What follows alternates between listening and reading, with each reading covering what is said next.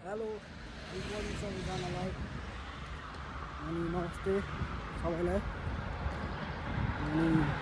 फेरि पनि आइसकेको छु म नयाँ भिडियो लिएर तपाईँहरूको सामने तपाईँहरूलाई लागिरहेको छ होला यो बिहान कता जाँदैछ दाजु कतिले त थाहा पनि भइसक्यो होला थम्बनेल लेखेर यस आज हामी भेडा कटिङ भेडा लिनको लागि जाँदैछौँ अनि हामी 6-7 जना जाँदैछौँ सबै मिलेर ल्याउनको लागि अनि काटेर खानको लागि अब 2 दिन छुट्टी छ आज र भोलि अनि सब मिलेर सल्लाह गरेर लिन जाँदैछौँ अनि टोलीहरू अगाडि हिँड्दैछ हो अगाडि टोलीहरू अब त्यहाँ अगाडि खाजासाजा किन्छौँ अनि त्यहाँ गर्छौँ राइट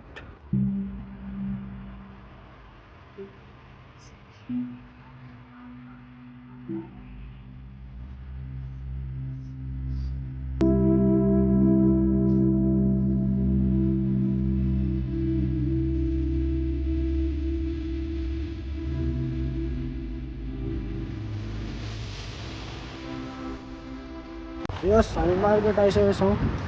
हल्का खानेकुरा लिएर फेरि भएर भोक लाग्छ थोरै खानेकुरा लिएर है त यही हो मार्केट चाहिँ टक्क लगाएर टाइट फाइनली खाजासाजा किनेर ब्यागमा बोकेर लाग्यो अब त्यही हो अहिले भयो भने बिचमा आउन सक्छु नत्र एकैचोटि मार्केट है त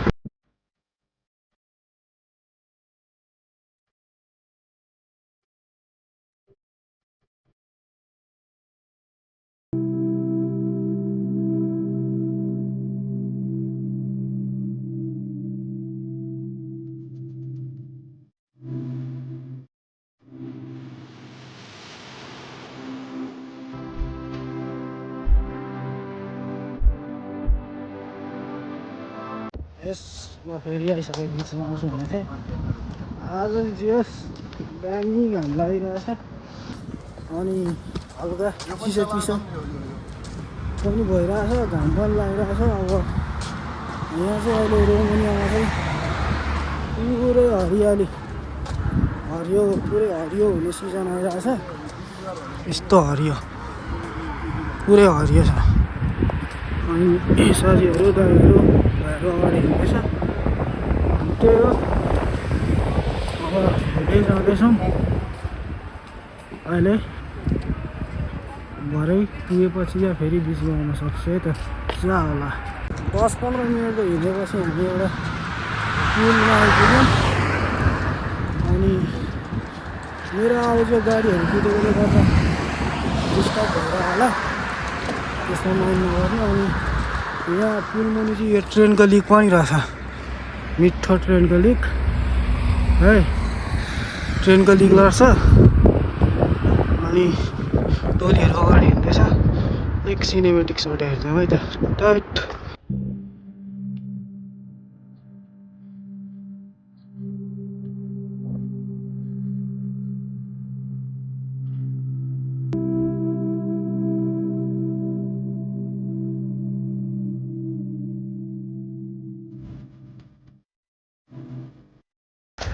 हामी 20-25 मिनटको हिँडेपछि आधी बाटोमा आइसकेको छौँ अनि हाम्रो अमित भाइ आजको म्यानेजर सब म्यानेज गर्ने भाइले कस्तो के छ भाइ म्यानेज गर्नु एकदम ठिक छ दामी छ आज चाहिँ चर्च लगाएर एउटा ट्याक्क भएर काटेर छुट्टी मनाउने कुरो छ होइन यस रोमानियातिर यस्तै हो अब नेपाली हामी जहाँ गएर पनि नेपाली स्टाइलमा हिँड्नु पऱ्यो नेपाली खानु पऱ्यो अनि रोमानियामा कतिजना दाजुभाइहरू बस्दै हुनुहुन्छ तपाईँहरू नि प्लिज हामीले गरे जस्तो रमाइलो गर्नु इन्जोय गर्नु रमाइलो भिडालेर काटेर खाएर रमाइलो हप्तामा 2 दिन छुट्टी हुन्छ इन्जोय गर्नु होला भन्दै अहिले बिचमा टाइट ए यहाँ साथै मैले एउटा कुरा नोटिस गरेँ है यहाँको सर्भरमा ढिलो लाग्यो है टक्क यहाँ बिचमा ट्रेनको लिक अनि त्यहाँ बाटो त्यो कुरा चाहिँ ठिक लाग्यो है यहाँ अनि फेरि विदेश गयो यसले फेरि त्यस्तो देखायो है आफ्नो देशमा त्यस्तो भनौँ भन्ने चाहिँ नसोच्नु तपाईँमा चाहिँ व्यवस्थित तरिकाले बिचमा ट्रेनको लिक अनि यहाँ हामी हिँड्दै गरेको मान्छे हिँड्ने ठाउँ उता यहाँ बाटो अनि फेरि त्योभन्दा पारि चाहिँ मान्छे हिँड्ने ठाउँ राम्रै हो यो व्यवस्थित तरिकाले यति गरेपछि गाडीहरू पनि जाम हुने भएन अनि यहाँ चाहिँ पुरै बाइकहरू भन्दा नि मैले चाहिँ धेरै कारहरू देखेँ कारै मात्र धेरै बाइक चाहिँ थोरै मात्रामा अनि कुदाउँछन् बाइक नकुदाउने त होइन तर कारभन्दा अलिक थोरै मात्रामा टक्का लगाएर हामी चाहिँ भेडा फार्मतिर भित्र पस्ने बाटोतिर सकेको छौँ अनि यहाँ चाहिँ हामी बस्यो भन्दा अलिक गाउँ स्टाइलको रहेछ हामी बसेको चाहिँ मेन सिटी हो मेन सिटी जस्तै छ सिटी नै हो मार्केटहरू 24 घन्टा खुल्ने अनि मार्केटहरू पनि नजिकै छ खाना सब्जीहरू किन्नुको लागि अनि यहाँ चाहिँ हल्का गाउँ स्टाइलको रहेछ देख्न सक्नुहुन्छ तपाईँहरूले अगाडि हिँडिरहेको छ टोलिएको अनि मलाई चाहिँ गर्मीको त्यही भएर ज्याकेट खोल्ने अब गर्मीको सिजन आउन आँट्यो नि त त्यही हो अस्ति जाडोको सिजनमा त तपाईँहरूको हिउँ परेर हो बिजोग थियो अब यस्तो थियो अनि गर्मीको सिजन चाहिँ अब सुरु भयो भन्दा नि हुन्छ अब त्यही हो अब बिचमा खिचाइ खिच्छु नत्र डाइरेक्ट वहाँ पुगेपछि आउँदा पुगेपछि त फाइनल्ली हामी 1 घन्टाको हिँडेपछि भेडा चराउने ठाउँमा आइसकेको छ अनि यहीँ चराउने बेलुका यहीँ राख्ने खोर पनि बनाएको होला भित्र यो के अरे ओपन ठाउँमा अनि दिउँसो चराउने बिहान त्यही राख्ने मान्छे रुङ्ने बस्छ अरे म त फर्स्ट टाइम आएको अब पहिला पनि लगेर खाएको योचोटि 5 चोटि हुन्छ होला हामीले यहाँदेखि लगेर खाएको म चाहिँ पहिलोचोटि आएको अनि यहाँ चाहिँ हल्का जङ्गल टाइपको रहेछ जङ्गलै त होला नि है अनि पुरै हरियो भइरहेको रहेछ यहाँ चाहिँ अहिले अनि पहिले दाइहरू साथीहरू भाइहरू आउँदाखेरि चाहिँ यस्तो हरियो थिएन अरे अनि घाँस लिएर हालिदिन्थ्यो भन्ने कुरा थियो अनि त्यही हो यस्तै छ यो देख्न सक्नुहुन्छ ओपन ठाउँ पुरै हरियो देखिरहेछ यहीँ चराउने यहीँ राति राख्ने गर्दो रहेछ अनि त्यही हो आइपुग्यो अब ठाउँमा चाहिँ अब यहाँदेखि कता हो अगाडि दाइहरू जाँदैछ त्यो दाइहरू 2 जना दाइहरू चाहिँ पुरा हिँडिरहेछ क्या अब हामी चाहिँ 4 जना चाहिँ गफबाट त्यो बिस्तारै हिँड्ने टोली छ अगाडि 2 जना टोलीहरू चाहिँ छिटो हिँडिराख्नु भएको छ अब आइपुग्यो ठाउँमा लोकेसनमा चाहिँ अनि अहिले अब त्यही भेडा ठाउँमा पुगेपछि भेटौँला है त टाइट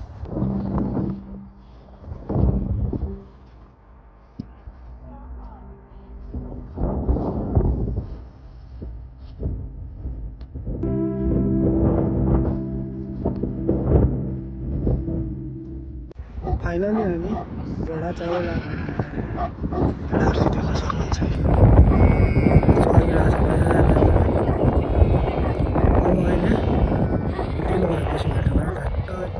म गाई यहाँबाट बुढो चढाउँदै रहेछ भेडा चाहिँ रचराउन चाहिँ अब उसले भन्छ उता बोससँग भेटेर कुरा गर्नु मात्र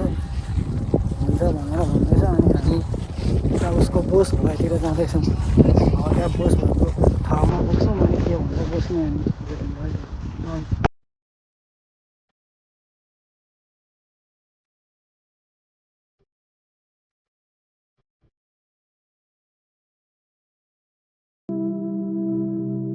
त्यही हो साथीहरू त्यो सुरुमा गएको ठाउँमा पाइएन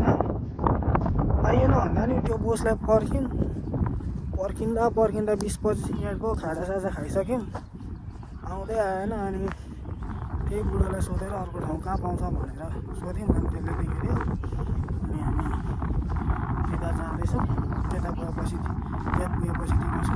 अनि मेरो आवाज भोइस चाहिँ यो हावा हल्का चलिरहेछ त्यसले डिस्टर्ब हुन सक्छ त्यसमा माइन्ड नगर्नु होला अब भर्खर सुरु गरेको युट्युब अब पछि हुँदै जान्छ यो हावाले गर्दा चाहिँ हल्का डिस्टर्ब हुनसक्छ त्यसको लागि चाहिँ प्लिज माफ गरिदिनु होला है त त्यही हो साथीहरू यहाँ सेकेन्ड ठाउँमा चाहिँ आइयो यहाँ चाहिँ पाउने कुरा छ सानसानै छ भन्दा नि हेर्दा चाहिँ ठिक रहेछ होपफुल पाओस् अनि अगाडि सक्नुहुन्छ त्यहाँ दाइहरूले हेर्दैछ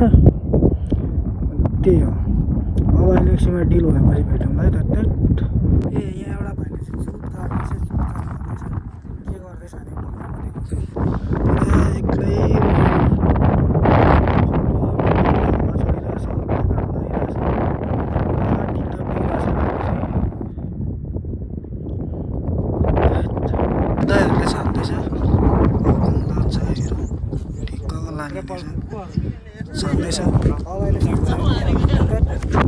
सरी गाइज